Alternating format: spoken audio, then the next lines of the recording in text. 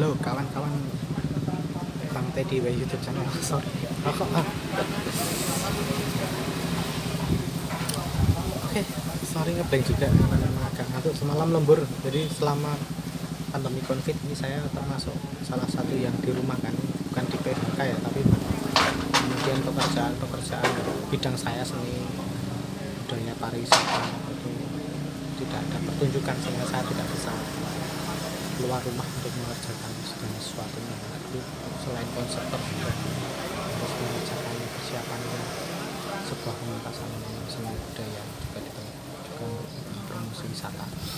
Nah, saya termasuk orang yang kemudian selama 3 bulan terakhir kemudian tidak bekerja sama sekali di luar rumah, bekerja di dalam rumah, tetapi juga tidak menemukan bentuk yang konkret karena kemudian apa yang terjadi adalah selama ini memang saya fokusnya di dunia riset, penulisan sastra maupun non sastra, kemudian itu masih bisa dilakukan. Cuman yang paling urgent adalah pekerjaan offline yang bertemu dengan banyak orang, mengumpulkan massa, menyiapkan sistem panggung, pentas seni dan seterusnya. Yang kemudian itu selama pandemi Covid tidak bisa dilakukan. Dan sudah 3 bulan ini nganggur total, tidak ada pekerjaan yang sifatnya offline yang mengumpulkan banyak orang. Bekerja dari rumah ya sekedar untuk bertahan hidup, menulis, mengirim di media massa. Walaupun secara nilai sekarang menjadi tidak seberapa juga ya. Di sisi ini saya juga memiliki semacam curhatan.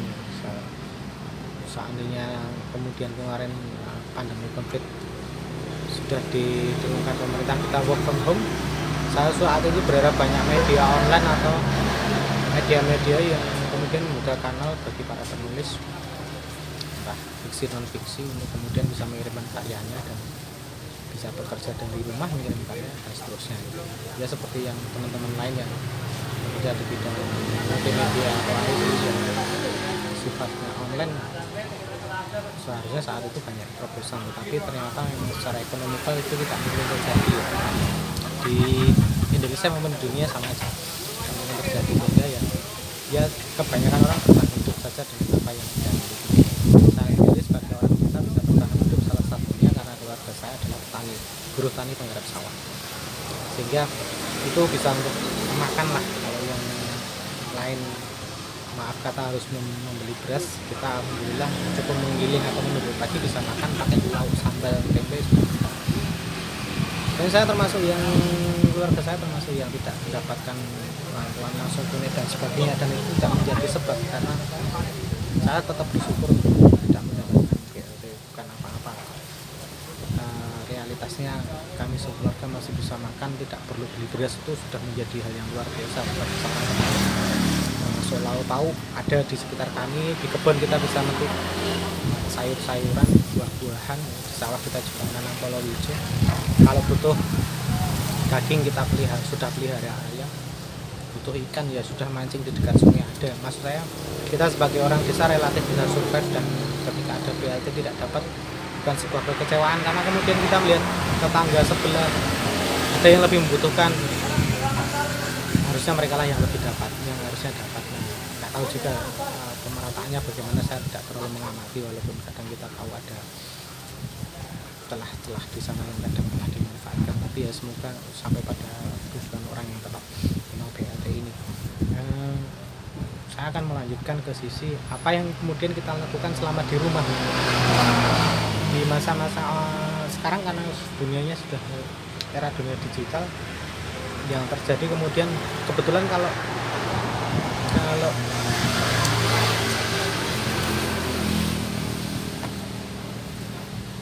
kontak WA saya, WhatsApp saya itu kontaknya mencapai 500 lebih, hampir 1 juta orang.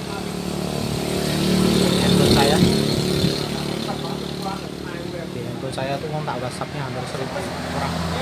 Kemudian saya juga memiliki akun media sosial, baik yang pakai nama personal ataupun yang akun publik. Nah, yang terjadi kemudian melihat teman-teman WhatsApp saya yang kontaknya sempat saya simpan semuanya kemudian melakukan mekanisme jualan online ketika di rumah, entah mereka jualan makanan, barang-barang, kebutuhan, entah kebutuhan pokok atau sekunder atau tersier juga nggak tahu yang pasti di kontak saya. Teman-teman yang saya simpan kontaknya hampir kalau kira-kira ya 75% lah atau 3/4-nya itu jualan online dan kebanyakan jualan makanan. Bahkan ada salah satu, bukannya salah satu, banyak teman yang memiliki WhatsApp yang saya simpan itu berbagai hal dijual. Nah, kalau teoritiknya sebenarnya memang ketika kita work from home atau di rumah saja atau bahasa lainnya di lockdown, memang yang pertama kemudian kita survive dengan apa yang ada di rumah kita, makanan, pakaian, semuanya. Kalau bisa menahan keinginan untuk hal yang sifatnya kemewahan atau yang konsumtif yang tidak terlalu urgent, ya harus kita pending di keinginan seperti itu. Sehingga kebutuhan yang paling urgent yaitu makanan, sandang, papan, paling urgent itu untuk di rumah.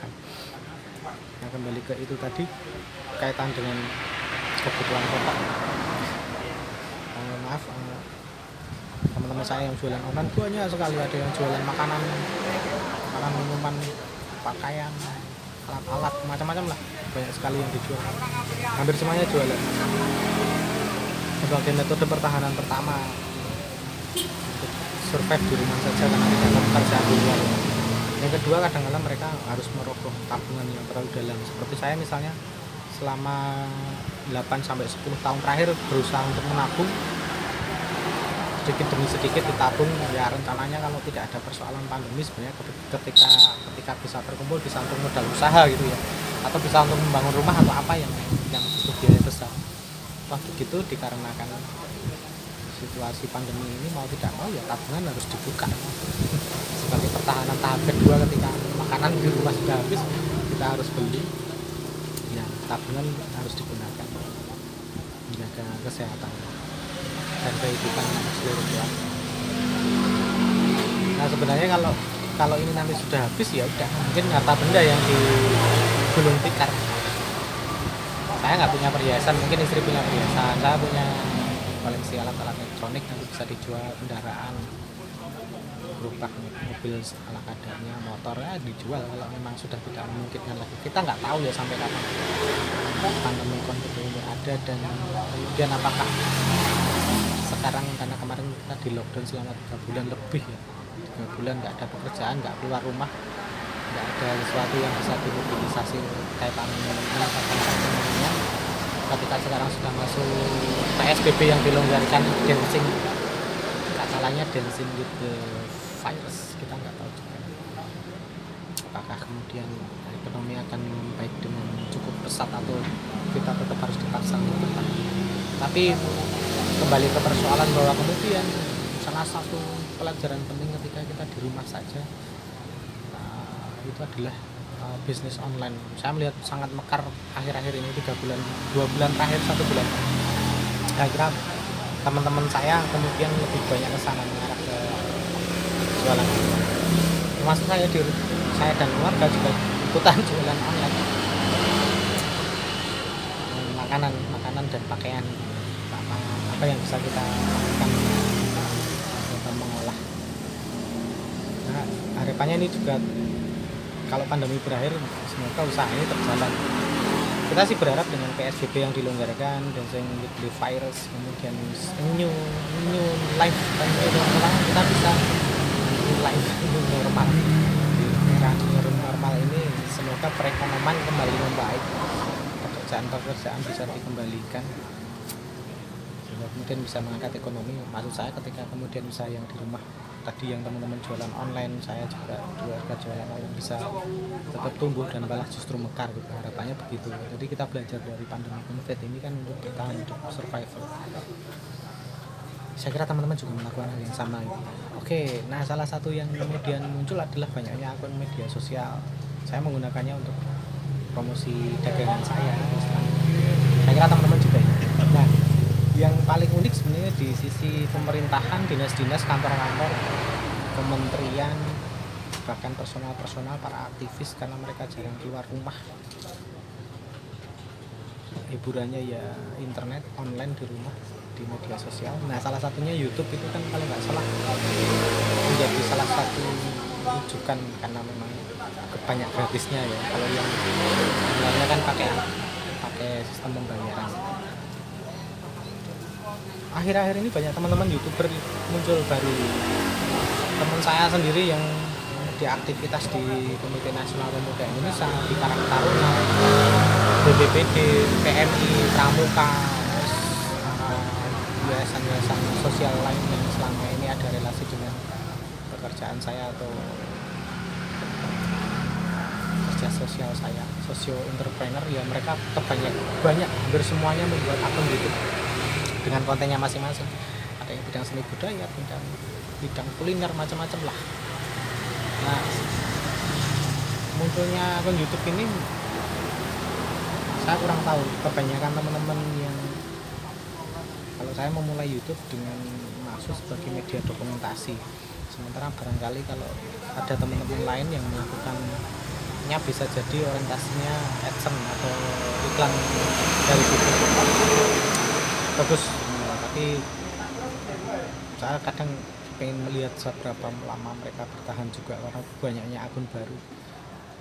Nah, konten kreator baru itu ya semoga mereka bisa terus kreatif mengupload video-video karya mereka, karena kadang-kala aku pikir cukup ketat dan kuat untuk persaingan dalam dunia YouTube. Ya saya kira termasuk kenapa kemudian akun-akun YouTube yang sekarang populer itu sudah banyak subscribernya, karena mereka sejak awal sudah meniatkan untuk menaikkan YouTube ini sebagai salah satu media mereka, sehingga mereka konsisten dan karena sudah cukup lama ya, bisa bertahan dan banyak dapat subscriber banyak. Sudah jadilah gitu. Bagi teman-teman yang baru jangan patah hati, karena kunci dari YouTube itu yang paling urgent konsistensi. Sementara saya sendiri kalau bicara bantai di WA kadang-kala ya jujur saja kadang tidak konsisten. Kalau pas lagi banyak kerjaan offline saya sampai enggak offline sama sekali, jarang, bahkan tidak membuat video sama sekali. Konsistensi ini yang harus dijaga teman-teman YouTuber baru. Makanya tadi saya bilang semoga mereka bisa bertahan, tetap kreatif, upload, rajin gitu ya, kontinuitas sistematiknya di Jawa, dan mereka benar-benar bisa mendapatkan hasil di YouTube, tidak sekedar membuang pulsa tapi benar-benar bisa mendapatkan banyak hal, setidaknya mendapatkan dokumentasi pengetahuan lah seperti yang saya lakukan. Saya sendiri bisa bertahan jujur aja karena dari wifi ke wifi dari kantor saya, di berbagai kantor saya mendapatkan pekerjaan secara freelance. Di sana ada wifi dan mengupload di sana enak sih. Jadi mohon maaf juga kalau saya jarang mengunjungi teman-teman karena situasi dan kondisi saya harus benar-benar dancing with the balancing of economical.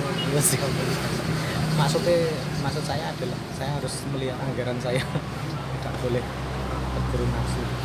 Nah, saya kira ini semacam apa ya, kegairahan saya juga sekaligus curiosity saya atau penasaran saya terhadap teman-teman YouTuber baru yang baru bergabung di dunia YouTube. Baru-baru aja 1 bulan terakhir itu saya mendapatkan banyak inbox DM ataupun WhatsApp dari teman-teman yang membuat akun YouTube baru. Mereka minta like, comment, dan subscribe.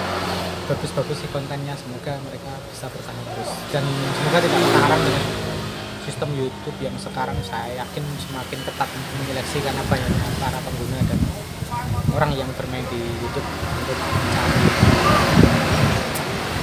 sesuatu di sana. Saya kira itu semangat untuk teman-teman YouTuber semuanya. Tetap jaga persahabatan dan silaturahim. Jangan lupa like, comment, dan subscribe di video saya kali ini dan semoga bermanfaat. Assalamualaikum warahmatullahi wabarakatuh. Sampai jumpa di video selanjutnya.